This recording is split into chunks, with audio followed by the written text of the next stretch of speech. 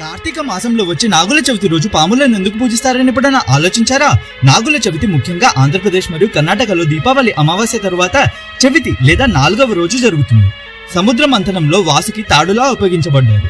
అలా ఆ రోజు తన నుండి వచ్చిన విషాన్ని శివుడు తాగేయగా పార్వతీదేవి ఆ విషం తన గొంతు నుండి మిగతా శరీరానికి పాకకుండా ఆపి లోకాన్ని కాపాడారు. కాబట్టి ఈ రోజు సర్పాలకు పూజ చేయడం వల్ల వాసుకి ఆశీర్వాదం దొరకడంతో పాటు రాహు కేతు గ్రహాలకు సంబంధించిన నాగదోషం కాలసర్పదోషం తగ్గుతాయి.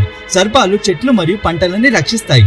వాటిని పూజించడం ద్వారా ప్రకృతితో మనకు సమన్వయం కలుగుతుంది. తిరుమలలో ఈ పండుగ ఆదిశేషుని చుట్టూ జరుగుతుంది. ఈ రోజు ఆ శ్రీనివాసుడు పెద్ద శేష వాహనం పైన వచ్చి భక్తులను ఆశీర్వదిస్తారు. అపార శక్తివంతుడైన ఆదిశేషుడు వాసుకి యొక్క అన్న. ఆయన విష్ణు అవతారములలో లక్ష్మణుడిగా మరియు బలరాముడిగా సేవ చేశారు. ఆయన భక్తి మరియు రక్షణ యొక్క ప్రతీక. మన భారతీయ పండుగల గురించి మరిన్ని కథలు తెలుసుకోవడానికి మా ఛానల్ కి సబ్స్క్రైబ్ చేసుకోండి.